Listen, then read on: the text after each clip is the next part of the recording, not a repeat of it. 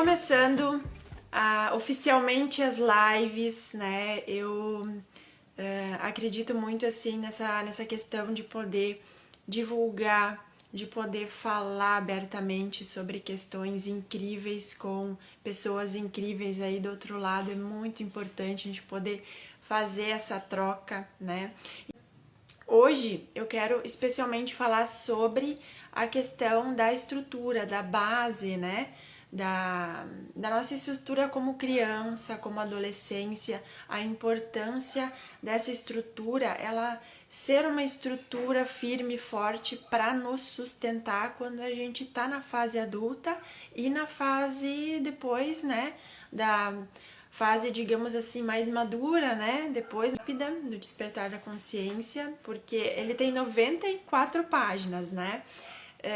Poderia ter mais, porque, nossa, tem tanto assunto para falar, mas tem assuntos que a gente pega o que é mais intenso, o que é mais potente, o que é mais forte, o que realmente foi transformador, né?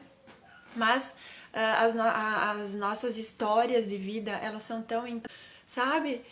Cada ano um aprendizado, uma chave incrível, de um tesouro incrível, né? E aí o que aconteceu? Eu comecei, não, mas para que eu despertasse, eu teria que estar adormecida, né? Não tem como uma pessoa que está acordada literalmente despertar, né? Isso não faz sentido. Então, sim, eu estava adormecida e então o pouquinho que a gente vai aprendendo, nossa, já é subir muitos degraus, né? De consciência, eu digo. E aí, na infância, é olhar para essa infância. Como que foi? Como que foi foi no seu nascimento? Como que foi os primeiros anos de vida? Como que foi os primeiros ali até os 7 anos? Como você foi tratada? Pelos pais, pelos cuidadores, na escola? Como que você foi, né? E essa primeira infância, eu digo que é a programação primária, né? Então, a base, o que eu vejo assim? A base, a minha, eu também compartilho no e-book, sim, para vocês entenderem, né, a questão de estrutura. E a infância, a primeira infância, a base, imaginem um prédio. Eu quero que vocês imaginem um prédio, né? O prédio ele precisa de uma base, de uma estrutura firme para receber depois os outros andares, né, que a gente vai construindo na vida. E se a base ela não tá firme, ela não tá sólida, ela não tá resistente, uma hora ela desmorona. E é o que está acontecendo com muita gente, né? Às vezes a base ali, a primeira infância é de violência, é de ser reprimida, né? A criança é reprimida, a criança é machucada, a criança é ferida em vários sentidos, físicos, psicológicos. Isso é muito triste, por quê? Porque a infância até os 7 anos é a programação primária. E por mais que a gente olhe para uma criança, não, ela, ai, sabe, para ela tudo é brincadeira, tudo é lindo, tudo é maravilhoso. Mas, claro, a gente também vê nos olhos dela sofrimento, né? Das que são muito, assim, exploradas e machucadas, né? E imagina como que vai ser essa adolescência, né? Como que vai ser esse ser adulto depois com tantas feridas, com uma base que tá ali, ó, tá a ponto de desabar, né? Não tem estrutura. E aí depois ali da infância, dos 7 anos até depois dos 14 anos, continua as programações, né? Mas são programações secundárias. Elas são importantes, sim, muito importantes. E então, esse convite do despertar também é olhar para essa criança aí sua, né? Como que ela foi tratada, se ela foi ferida ou não, né? Se ela teve essa autenticidade para poder brincar, para poder explorar o mundo, a criatividade, né? Isso é muito importante. Então, no despertar da consciência, eu trago a minha maior questão foi na adolescência, né? Eu tive muitos problemas na adolescência e tudo começou por essa questão, assim, até meus 10 anos, show de bola, né? Tudo certo até os 10 anos. Depois dos 10 anos, assim, ó, começou a desandar a minha vida, né? E até então tudo parecia tão incrível, tão maravilhoso, né?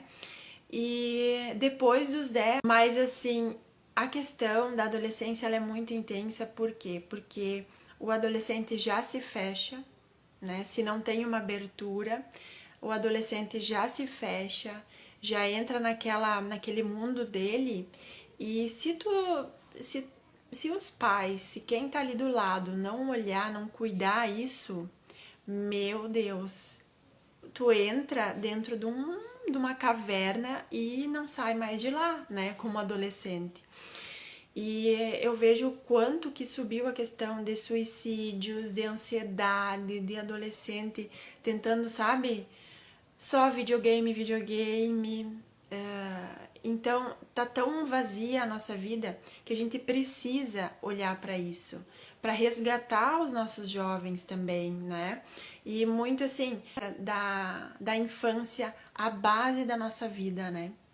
Como que a gente quer construir um prédio, um arranha-céus na nossa vida, se muitas vezes a nossa infância, a nossa adolescência, ela foi para muitas pessoas, ou a infância, ou a adolescência, ou as duas fases foram muito difíceis, né?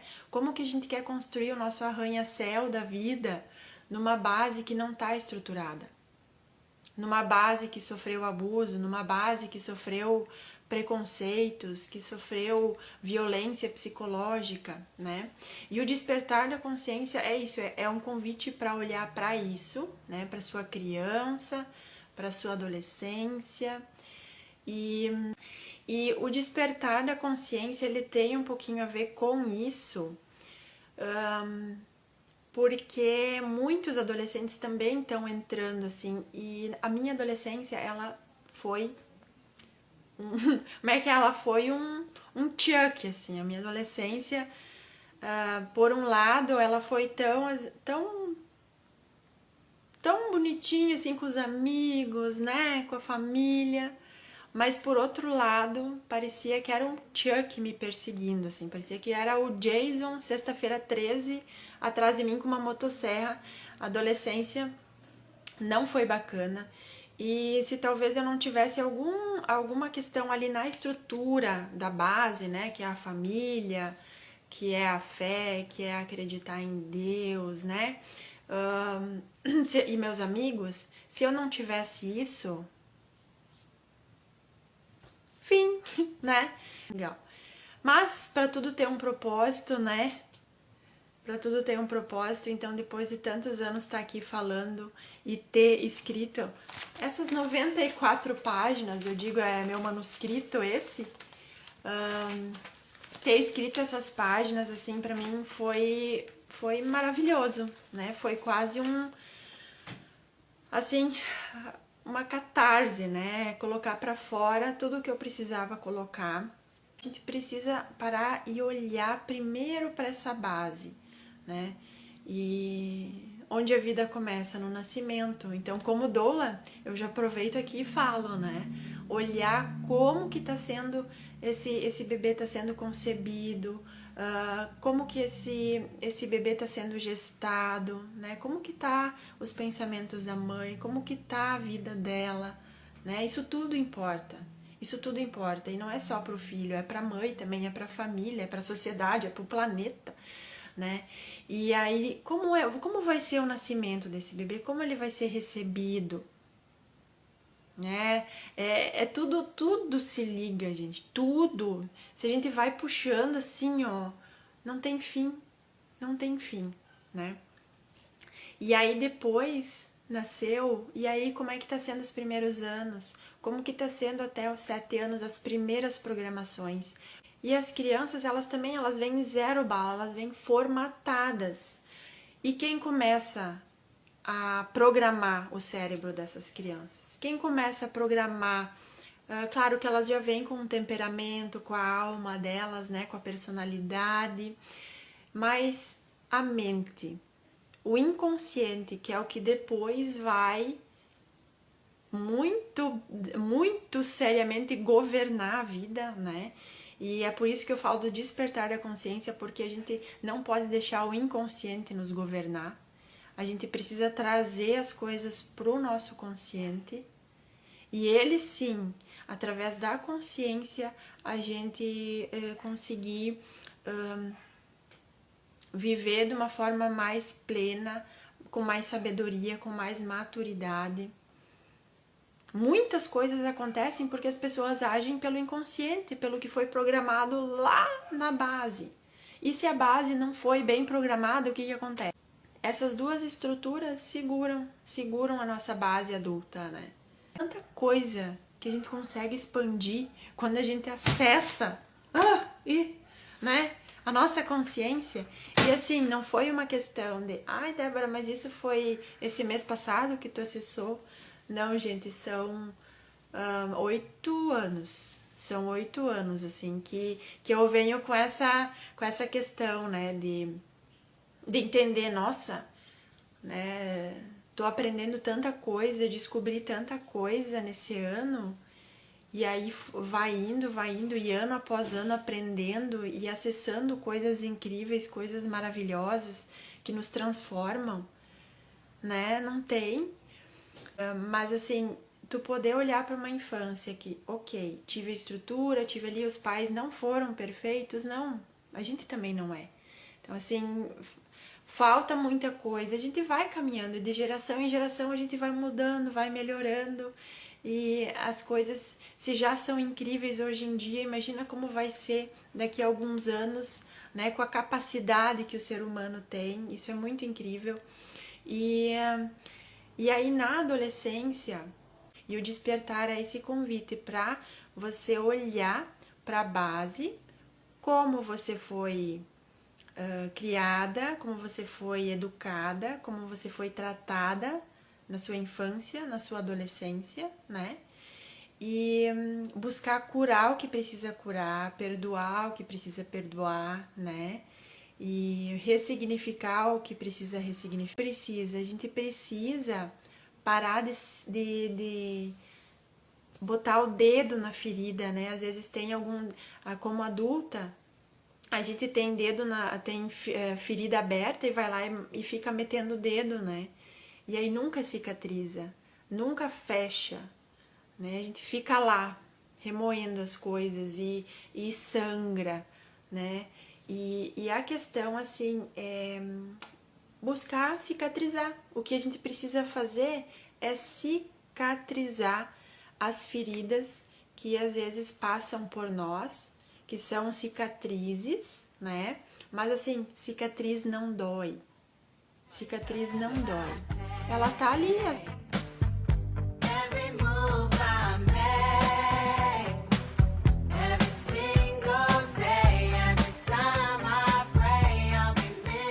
Sobre a fase adulta, essa fase que muitas vezes a gente tá ferida, a gente pode estar machucada, a gente pode estar vivendo no piloto automático e não sabe e não se percebe, sem entender muitas vezes o nosso propósito. A gente está trabalhando de uma forma no piloto automático, a gente sofre, não sabe lidar com as emoções. Às vezes é difícil entender as outras pessoas, né? Poder ter relacionamentos mais saudáveis, poder viver de uma forma mais tranquila, mais consciente, mais saudável. E nós mulheres queremos abraçar a causa toda, a família, o trabalho, a si mesma, os outros e muitas vezes prioridades. E será que a gente se prioriza, né? Será que a gente não está muito priorizando o outro ao invés de se priorizar? Ai, Débora, mas isso é egoísmo. Mas como que eu vou ajudar o outro se eu não tô olhando para mim, para as minhas feridas, se eu não tô curando as minhas feridas, meus machucados, né? Como é que eu vou ajudar o outro se eu ainda não me curei? A fase adulta, ela nos convida para o autoconhecimento. Mas olha só o que eu vou fazer uma metáfora com uma caverna. Na fase adulta, dos meus 29 anos, eu não percebi, mas eu estava caminhando em direção a essa caverna, né? A minha vida adulta, pelas questões que aconteceram na adolescência, as feridas, as dores, as mágoas e tanta coisas que aconteceram ali, né? Que eu também não tive maturidade para lidar. Na fase adulta eu não percebi, mas eu estava caminhando em direção a essa caverna. Como assim, Débora? Sim, eu estava aquela questão ali que tem aqueles cavalos que usam aquele negócio para não olhar para o lado, mais ou menos assim, né? Então eu segui na vida daquele jeito, olhando só naquele caminho ali, vivendo no piloto automático, e aí com 18 eu já me vi uma adulta, né? Com 18 anos começou então essa trabalhar e ir em busca de conquistar, né? De trabalhar e de ter as coisas. Eu não tinha um propósito, eu não sabia o que fazer da vida, eu não sabia o sentido da vida, de certa forma. E meu Deus, eu não percebia que aquele caminho que eu estava seguindo era de entrar na caverna, né? Aquela linha de pensamento que eu estava tendo era de estar indo em direção a uma caverna, né? A caverna quer dizer a depressão. Eu tô indo para essa linha assim, né? Dentro do e-book eu falo um pouquinho. E aí dentro dessa linha que eu estava andando, era isso, era trabalhar, muito estresse, muito não entender as pessoas, muito pensamento negativo sobre tudo que é a vida, que estava acontecendo, e as pessoas, e isso e aquilo, e é sempre, quando a gente tá adulta, né, a gente fica julgando demais as outras pessoas também. Quando a gente é criança, a gente não julga, a gente só brinca, a gente se diverte, a gente sorri, né? E quando chega aquela fase adulta, tu tá séria, tu tá... É como se tu já tivesse levado muitas, né, marteladas da vida, assim. Pouca espiritualidade, né? Eu não estava mais alimentando a minha espiritualidade na época.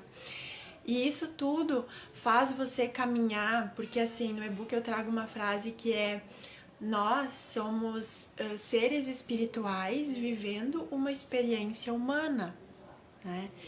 E se a gente não alimentar esse espírito da melhor forma possível, o corpo e a mente adoecem, né? E como adulto a gente é muito ter, e a gente acaba esquecendo que a gente precisa alimentar o ser, ter autoconhecimento, né? E então, com 29 anos, eu fui convidada a entrar nessa caverna.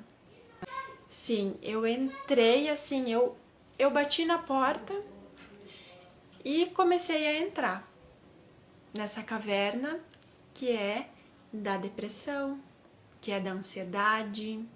Quem me levou até lá? O estresse, os pensamentos recorrentes, que eu falei na live de ontem, né? Que são os gatilhos que te levam para uma depressão, porque ela não vem do dia para a noite.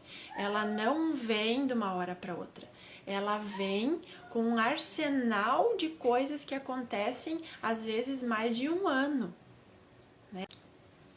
Eu digo assim, eu não sei se vai fazer sentido para vocês, né? Me contem depois ali nos comentários, enfim. Mas eu entrei nessa caverna então, no início dela, e quando você entra nela, você não vê mais nada, né? A depressão é aquela melancolia, é aquela escuridão, é aquela coisa que não faz nada mais sentido, tu não vê mais luz, tu não vê mais alegria, a vida fica sem cor, né? E tu tá lá, naquele negócio assim que tu não enxerga mais nada, não, não vê mais expectativa, né, pra frente. E aí, nossa, eu pensei, meu Deus, ser adulta é isso? Que eu me encaminhei até lá, né, desde os 18 anos até os 29, eu segui aquele caminho pra chegar nesse lugar. E eu estava lá.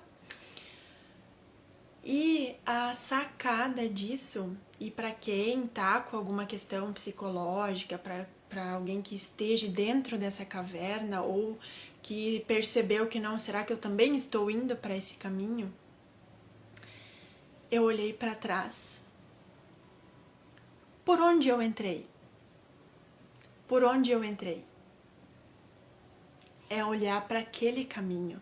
Muita gente fica pensando assim, ai meu Deus, eu preciso achar uma luz no final do túnel. Eu tô na depressão, eu tô na ansiedade, eu tô no pânico. Eu preciso olhar uma luz no final do túnel, né? Mas eu pensei assim, não foi isso. Eu não vi uma luz no final do túnel. Eu olhei para trás. Por onde eu entrei, lá estava a luz. No meu passado. E muita gente não quer olhar por onde entrou. Não quer dar 2 passos para trás. Às vezes tem que dar mais, né? Às vezes tem que dar mais passos. Mas eu comecei a perceber que era, se eu voltar, eu tenho a luz aqui atrás de mim. A luz tá atrás de mim. Eu vou conseguir sair daqui. Eu não preciso entrar nessa caverna. Eu não preciso entrar na ansiedade, na depressão, no pânico. Meu Deus! Mas também não foi assim, ai Débora, olhei para trás, agora vou me jogar aqui, já passou em um dia. Não. Esse retorno, né, essa saída dessa caverna, eu mal entrei e já quis sair, né? Com certeza. Para trás e dizer, bom, o que me trouxe até aqui? Qual foi a treta que me trouxe até aqui? É essa que eu quero resolver. Só que o legal disso tudo é que não é uma treta só. Aí você começa a resolver uma treta, aí resolve outra, e começa. E aí você vai voltando e vai resolvendo. Eu comecei, nossa, as pessoas precisam, as que estão dentro dessa caverna escura da doença ali, da depressão, da ansiedade, é olhar para trás que vai enxergar a luz, né? Porque entrou, você teve uma porta que abriu e você entrou, e é por lá que você precisa sair, né? Foi essa questão assim que me veio e que eu percebi o quanto é importante da gente olhar para o passado para curar ele, para ressignificar, como adultas realmente, né? Às vezes a gente tá adulta, mas olha para o passado como se fosse uma criancinha mimada. Olha para o passado como se fosse algo assim, né? Nunca vou poder resolver. A nossa fase, a fase adulta, a gente precisa sim buscar o autoconhecimento para ter maturidade, para ter sabedoria. E o principal de tudo é o perdão. É o perdão. É se perdoar, porque e quando a gente perdoa as pessoas, a gente se perdoa, a gente olha para o passado como uma aprendizagem, né? E uma ferramenta que está ali sustentando, que está nos fazendo com que a gente suba, né? Os degraus, assim, da vida. Então, é olhar para o passado de uma forma positiva, mesmo ele ter sido em alguns momentos negativos, né? E é tão incrível a gente poder, nessa fase adulta, se despertar, né?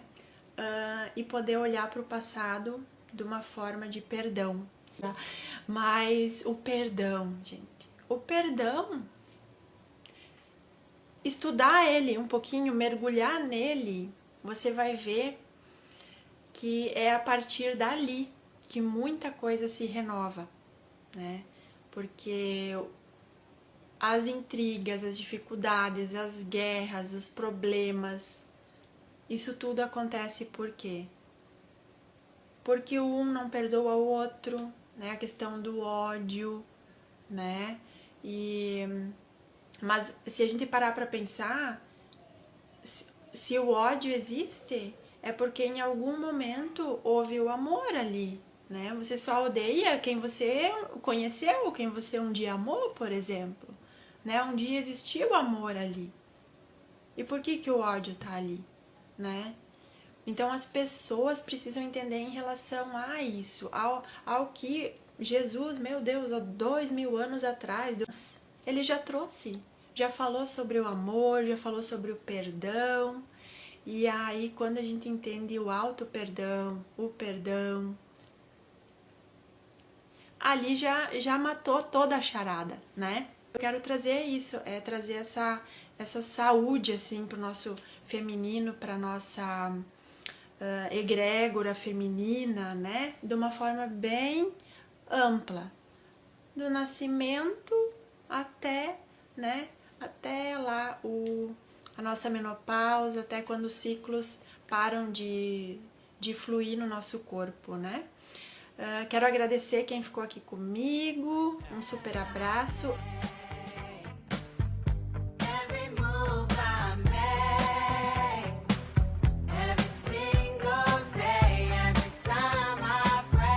Começando essa live então, falando de recomeços, né?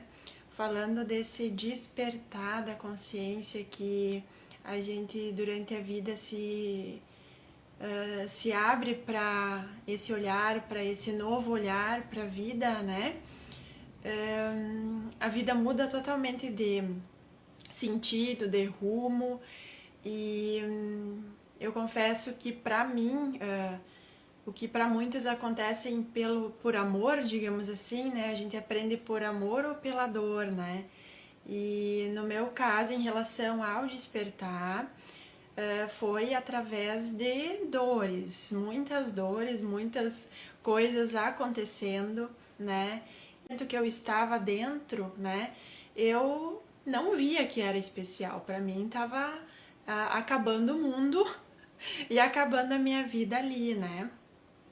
E muitos sintomas, muitas questões, mas que nem eu falei ontem, essa jornada foi trilhada por muitos anos, né? Eu segui nesse caminho para entrar praticamente nessa caverna da ansiedade, da depressão, do pânico. Então foi um caminho que eu trilhei e quando eu cheguei lá, realmente assusta, né? Só para quem passou por essa sensação, assim, sabe o quanto que é assustador, né? E o que me fez ver que não, eu não estou bem, né? Foi realmente sentir no corpo e na mente. A partir do momento que tu começa a perceber que teus pensamentos estão fora de controle, se bem que a gente não tem controle sobre nada praticamente nesse... Então eu entrei nessa questão dessas sensações, né? Porque é uma coisa puxa a outra. Né? Se tu não tá bem mentalmente, o teu corpo físico vai botar para fora, vai expressar isso também, né? E aí a gente começa a adoecer em vários sentidos, assim. Então, setembro, outubro, novembro, para mim, em 2016 foram uns meses assim. Eu cheguei nessa caverna, digamos que foi no dia que eu fui no consultório do psiquiatra, né? Talvez seja isso, assim. Eu tava relutando para não ir, mas eu tava muito mal, assim, e pra ir num médico, pra ir num psiquiatra, pra ir fazer qualquer coisa, eu tenho que estar muito ruim, assim, eu tenho que estar assim, eu tenho que estar mesmo, nossa, tá estranho isso aqui, né? Aí fui no consultório dele e naquele dia eu percebi que, nossa, o médico tava pior que eu, assim, eu olhei nos olhos dele, né, e vi que o olhar dele não tava ali, já era tarde, já era de tardezinha, ele já tinha atendido uma lista enorme de pacientes, eu era uma das últimas e fiquei ali, né, olhando. Mas ele não me ouviu muito, assim, ele falou algumas coisas em relação à ansiedade, ao pânico que eu tava sentindo e me deu, né, a receita do remédio, o tal do Rivotril para tomar. Isso em 2016, né? Até então eu não estava entendendo nada do que estava acontecendo com a minha vida. Só sei que eu tava no meio de um tornado interno, assim, né? Tava entrando e tentando me esconder numa caverna, mais ou menos assim. E aí, naquele dia, então, eu saí do consultório, fui numa farmácia, na porta de entrada da farmácia, que aí alguma coisa, né, uma voz interior, assim, eu digo que é a voz aí da intuição, falou, não compra. E eu, meu Deus, mas como assim não compra, né? E fiquei questionando, não compra, porque se você tomar remédio vai curar, sim, mais rápido, né? Mas vai ser colocar embaixo do tapete, né? Essa questão, assim, dos sintomas que a gente tá sentindo com a medicação vai ser colocada embaixo do tapete. E eu, mas o que que eu faço se eu não comprar esse remédio do jeito que eu tô? Eu tô toda transtornada, como é que eu vou fazer, né? Então, naquele momento, de novo, aquela voz dizendo assim, tenta métodos naturais, busca, né? Hoje em dia a gente tem aí condições de acessar informações e busca fórmulas naturais aí de melhorar. E eu, nossa, mas ao menos um chazinho, alguma coisa eu vou ter que tomar, né? Algum suco de maracujá todo dia, alguma coisa assim eu vou ter que tomar pra, pra poder segurar isso aí, né? É como se eu estivesse sentada num rojão. E aí, naquele momento eu posso dizer assim que, opa, aquele momento foi como se eu tivesse parado assim e olhado então para trás nessa caverna que eu tava entrando e olhado para trás e eu não, eu entrei por aqui, opa, vou voltar aqui e vou sair disso, né? Não preciso ficar aqui, muito menos entrar mais a fundo nessa questão que eu tô sentindo. Vamos atrás da solução. E aí, a Débora enlouquecida foi atrás de todas as soluções possíveis. E a sensação depois, assim, de ter ouvido a intuição, ter chegado em casa, muitos podem dizer, nossa, como tu foi negligente, não comprou o remédio. Não, eu ouvi a minha intuição. Foi a primeira vez que eu dei ouvidos a ela, né? E eu fui muito assertiva em dar ouvidos a ela. E aí cheguei com aquela sensação, parece que eu peguei as rédeas da minha vida de novo, assim, a sensação de que alguma coisa eu consegui pegar de novo, né? E aí agora eu posso seguir, agora eu posso me direcionar, agora eu posso buscar tentar controlar de certa forma, né? Esse turbilhão que está acontecendo comigo. E vou procurar métodos naturais para melhorar. Vai demorar mais? Vai, né? Mas vou buscar. E aí, o que, que aconteceu?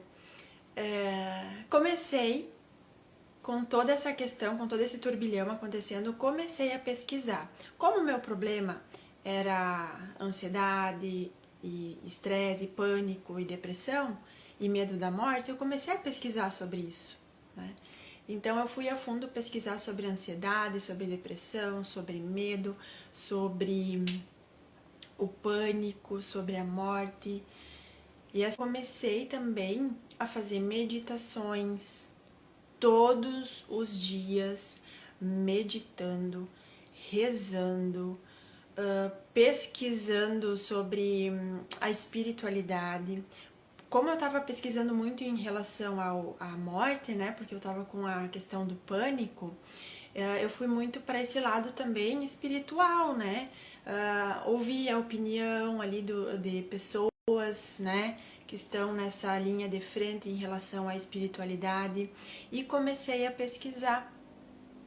E nisso eu comecei a perceber que estava fortalecendo o meu espírito, né? Então o meu espírito começou a cada vez mais ficar fortalecido, e quanto mais eu estudava, mais eu me encantava, mais se expandia a minha mente. E com as meditações que eu fazia diariamente, com as afirmações positivas que eu fiz durante uns 7, 8 meses diariamente, os meus pensamentos acelerados começaram a diminuir. O que eu pensava negativo começou a virar positivo, né? Então, de tanto ouvir todos os dias, todas as noites, e no trabalho, quando eu começava com algum pensamento que não era legal, que eu tava achando, opa, isso é um gatilho que pode me fazer desencadear outros pensamentos, eu já botava o fone de ouvido e ficava ouvindo, né? A meditação, as afirmações positivas, a qualquer hora que eu precisasse, eu estava com os fones ouvindo. Naquela época também desapeguei do Facebook, Instagram nem tinha, então eu parei de ficar olhando coisas vazias e comecei a me aprofundar em conteúdos mais que agregam na nossa vida, né?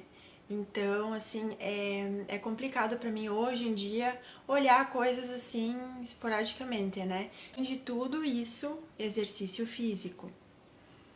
Exercício físico é um antidepressivo natural, né? Ele aumenta os hormônios ali das endorfinas, do bem-estar. E aí foi em setembro de 2017, um ano depois de tudo isso, que aí então eu comecei a entender e a agradecer o que tinha acontecido. Em setembro de 2017, eu disse assim, obrigada por eu ter passado por tudo aquilo, né? Por um sufoco, né? Despertar e entender assim mais sobre mim não foi através do amor, foi através da dor, muita loucura. Só que aí eu digo que isso é um convite pro autoconhecimento.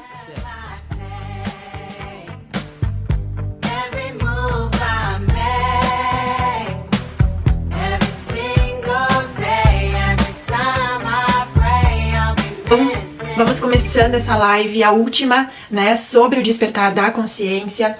E hoje não pode ser menos do que especial, né? Porque falar sobre as chaves, falar sobre tanta coisa que aconteceu, né? Num período tão curto, que foram alguns anos. Muita gente pensa assim, nossa, mas do dia pra noite trouxe essas questões. Não, foram anos, foram 8 anos de muita, né? Eu digo assim, sabe aquela lemoa teimosa, né? De muita teimosia, de buscar, de querer aprender, de querer entender o que estava acontecendo. E como eu, então, em 2017, eu comecei a agradecer por ter acontecido tudo aquilo comigo em relação ao pânico, à ansiedade, à depressão, e por eu ter ouvido a minha intuição em relação a buscar uma cura, a buscar me curar de certa forma, né? Então fui atrás em estudar a questão de fortalecer o espírito, de entender o que era depressão, o que era ansiedade, o que era medo da morte, que era o que eu estava vivendo, né? E foi sucessivamente esse aprendizado que eu fui buscando, né, esses ensinamentos. E aí, 2017. Até então, eu não sei vocês, mas até então eu vivia assim, ó. Eu odiava meu ciclo, eu odiava menstruar. Pra mim, eu odiava mesmo, essa palavra. Essa palavra. E eu achava assim, bah, se tiver outra vida, eu quero nascer homem.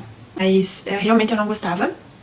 Segui e cresci desse jeito, né? Não honrando o meu feminino, não entendendo os meus ciclos. E a partir dos 18, quando então comecei a namorar, eu já comecei a tomar o anticoncepcional pra não engravidar, porque essa é a única concepção que a gente tem, né, em relação aos ciclos. Ah, não, tá menstruando, agora engravida. Ok? Aí, gente do céu, eu até hoje eu fico pensando assim, sabe? Ai, obrigada, Deus, obrigada por essa chave que me surgiu em 2017. E não vai dar pra falar tudo, né? Mas alguma coisa eu vou poder pincelar pra vocês. Em 2017, então, sempre em setembro, né? Setembro é essa coisa. Setembro é essa loucura na minha vida. E aí, em setembro, eu acessei uma página de uma mulher que ensina sobre ginecologia natural e ginecologia... Não, como é que era o nome ainda? Workshop de ginecologia emocional e natural. Era algo assim, pra vocês verem como que faz tempo já, né? E aí, o nome dela é Karime. E aí ela contou toda a história dela e também encantada com a história dela, né? E fiquei ouvindo, enfim, os vídeos dela.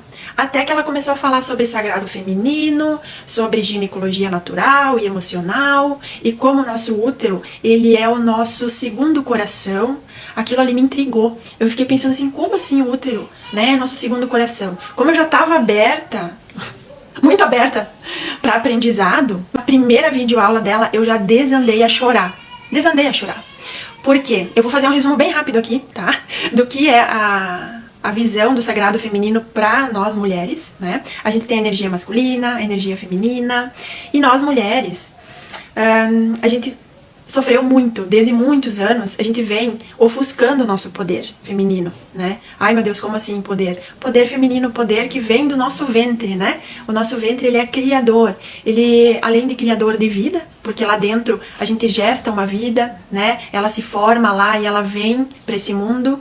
O nosso útero, ele também gesta os nossos sonhos, a nossa criatividade, a nossa intuição, a nossa sabedoria feminina, que a principal é a intuição, né? E a gente hoje em dia, e muito tempo veio ofuscada pela questão, assim, dos anticoncepcionais, que eles travam isso também, a questão emocional. Porque quando a gente entende os nossos ciclos, a gente para pra perceber, nossa, esse mês a menstruação veio bem antes. Ou, esse mês veio bem depois. Esse mês ela veio forte. Esse mês ela veio fraca. E a menstruação, ela é como se fosse um oráculo, uma bússola pra gente medir o que tá acontecendo na nossa vida. Meu Deus do céu, eu comecei a mergulhar nessas informações e eu desabei a chorar. Porque a gente entra nesse estudo do sagrado feminino, meu Deus. E aí ela começou a ensinar também sobre a importância de cuidar das nossas emoções, porque as nossas emoções, elas batem direto no nosso útero. Por que hoje em dia tem tanto problema ginecológico? Por que tem tanta questão ali de ovário policístico, endometriose, câncer, né? E além do uso desenfreado dos anticoncepcionais, eu usei por 12 anos, e aí quando eu acessei essa informação, parei. Parei! Aquela pessoa que era agarrada assim, né? Era agarrada no anticoncepcional, que parecia que não tinha jeito, né? Não existia outra visão, assim. E aí eu parei com o anticoncepcional em outubro de 2017. E até então, 12 anos eu vivi com dor de cabeça antes de menstruar. Terminava uma cartelinha, dava uma dor de cabeça, assim, de ter que ficar deitada no escuro, segurando a cabeça, assim, né? E eu culpava, óbvio, a menstruação. Eu parei o anticoncepcional, no 3º mês eu ficava olhando assim, meu Deus, não tive mais dor de cabeça, que estranho. Aí eu me dei por conta, era o anticoncepcional. Ai meu Deus, eu disse, eu não acredito nisso, quer dizer, eu acredito em tudo que tá acontecendo, em tudo que eu tô estudando, e acessar isso foi assim maravilhoso, maravilhoso mesmo. Eu recomendo que... Não, mas estude um pouquinho que seja para entender sobre o sagrado feminino, sobre entender que as emoções, elas estão ligadas ao nosso útero, que ele é o nosso segundo coração. Então se dói aqui, vai doer aqui embaixo também, vai doer ali. E a outra chave, ela não tá muito diferente do sagrado feminino, porque eu estudei então o sagrado feminino, eu me conectei com esta mulher aqui, eu ressuscitei a mulher, o feminino que estava em mim, adormecido, perdido em 2017, e fazer isso foi a coisa mais maravilhosa, e eu dou graças por ter acessado isso antes de ser mãe, né? Então isso me deixou ainda mais conectada com esse ser, assim, mulher que quer gestar, que quer dar luz, né? Seja o que for, eu vou conseguir, eu vou dar luz a essa criança. E era essa a minha intenção, assim, depois, né? Talvez se eu não tivesse tido esse acesso, não sei dizer o que seria, assim. Se talvez eu, né, teria seguido com qualquer ali médico e feito cesárea, como eles querem que faça, né? Talvez teria sido isso, se eu não tivesse acessado o meu feminino em 2017. Né? Então estudar sobre o sagrado, sobre a ginecologia emocional, entender que o nosso útero, ele é o nosso segundo coração. E tudo que bate aqui, que dói, dói lá também, né? E pode nos prejudicar. Ele é muito sensível, o nosso útero. E nossa bússola também, né? Que aí traz muitos insights, muitas intuições para nós. A outra, que não é diferente em 2018, foi o acesso a lidar com as emoções. Meu Deus do céu, o que foi aquilo em 2018? Eu tava entendendo sobre a tal das emoções por causa da ginecologia emocional, né? Mas, meu Deus, eu me surpreendi assim com tanta coisa em 2018 e eu recomendo para quem puder fazer uma imersão sobre desenvolvimento humano, fazer uma imersão que fale sobre as emoções, como lidar com as emoções, né? Então, em 2018, eu tive a oportunidade, eu fui convidada a passar um final de semana num hotel sem celular das emoções. E todas são importantes, todas são incríveis, todas são maravilhosas. A principal delas, a gente precisa viver através dela, né, é a alegria. A alegria deve comandar a nossa vida. Ela deve estar lá dentro de nós sempre. Aconteça o que acontecer, ela está ali, né? Aí vem a tristeza, mas meu Deus, a tristeza, o que eu faço com ela? Quero sumir com ela, não quero tristeza. Não, ela é uma emoção muito importante que a gente precisa, quando sentir a tristeza, abraça a tristeza, sinta, diga eu estou triste, chore, né? Mas, então a chave de 2018 é saber lidar com as emoções. A alegria comanda a nossa vida sempre. Quando a tristeza vem, a gente não pode lutar contra a tristeza. A gente precisa aceitar, ok, eu estou triste, eu estou passando por uma situação difícil, complicada, né? E sentir, a gente precisa sentir. E quando chorou, quando entendeu, depois de chorar, né, depois de orar, com certeza a resposta vem. Isso já buscar não ficar muito tempo na tristeza, né? Alguma coisa muito triste aconteceu, ok, sinta a tristeza durante um dia, 2, mas depois você já precisa mudar o gatilho para que a alegria volte a comandar. Não importa o que aconteceu de tristeza, né? A alegria precisa, ok, agora deixe comigo de novo, né? Então precisa fazer coisas que te tragam a alegria de novo. No meu caso, cada um pensa no seu, né? Mas no meu caso é escutar uma música alegre, é dançar, né? É ir pra natureza, tá? Mas assim, o medo, esse sim precisa ser usado com muito cuidado. Com muito cuidado. Porque se a gente deixar o medo tomar conta da nossa vida, a gente não faz nada. A gente fica estagnado, a gente não dá um passo pra frente. Né? Fica ali, uma estátua. Ah, não posso fazer isso. Ah, não, tenho medo. Ah, fazer. Não, não, tenho medo. Ah, vou ali. Não, não, tenho medo.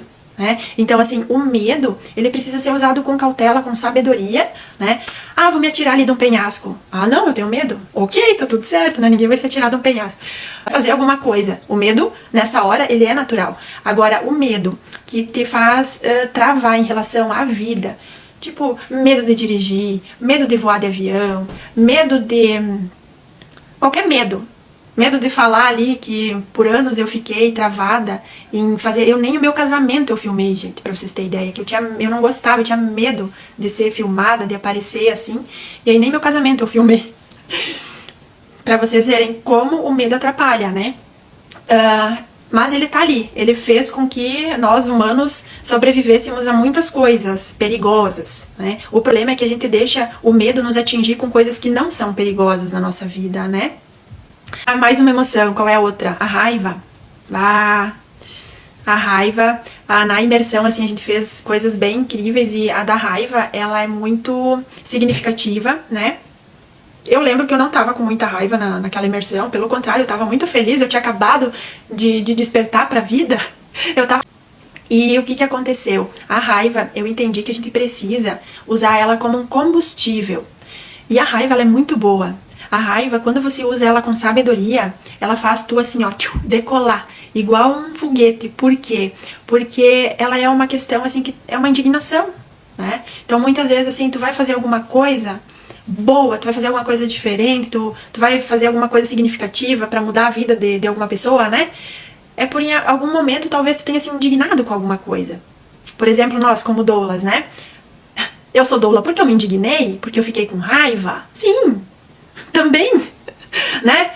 Eu nasci como doula também no parto da minha filha, sim. Mas antes disso, é porque eu fiquei com raiva. Porque eu me indignei com o sistema obstétrico. Porque eu me indignei em saber que a maioria dos nascimentos no Brasil eram cesárea e todo mundo tá indo uma mulher incapaz de dar à luz, como se a gente não soubesse, como se a gente não fosse capaz de fazer isso. Mas eu fiquei indignada, eu fiquei com raiva, né, dessa situação. E o que tá acontecendo hoje? Somos doulas buscando fazer a diferença, né? E os estudos mostram o mais incrível, assim, não sei se vocês sabem essa informação, mas 80%, 85% das doenças que acometem as pessoas, elas iniciam pela mente, pela forma que a gente pensa, pelos hábitos que a gente tem, porque o nosso inconsciente comanda a nossa vida, né? E aí, a partir do momento que a gente acessa a consciência, quando a gente se torna consciente disso, nossa, olha, cai por terra muita doença, muita questão. E foi isso que eu fiz no Despertar, né? Eu estava dentro da caverna da depressão, da ansiedade, do pânico, e o que eu precisei fazer para encontrar a saída foi olhar para trás e dar alguns passos para trás, né? Porque a gente procura sempre uma luz no fim do túnel. A luz não está no fim do túnel, a luz está atrás de nós. A gente precisa dar alguns passos para trás, voltar, entender o que está acontecendo, o que aconteceu, compartilhando com vocês. Tô cursando enfermagem e aí essa semana a gente vai apresentar uma aula. A professora pediu para nós apresentar a aula, então, sobre o pâncreas. O meu grupo vai fazer o trabalho sobre o pâncreas, né? E aí o pessoal começou lá do meu grupo assim, eu vou falar da fisiologia, da função, e a outra vai falar das doenças. E eu fiquei lá assim, tipo, tá, e daí? E eu vou falar o quê?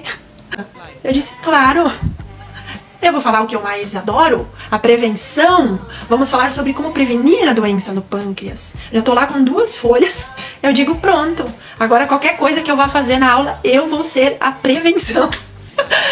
É divertido, né? Se a gente não se diverte nesse mundo, pra quê, né? A gente tem que divertir, a gente tá aí pra se divertir. Quero agradecer vocês, então, muito obrigada por estarem aqui comigo.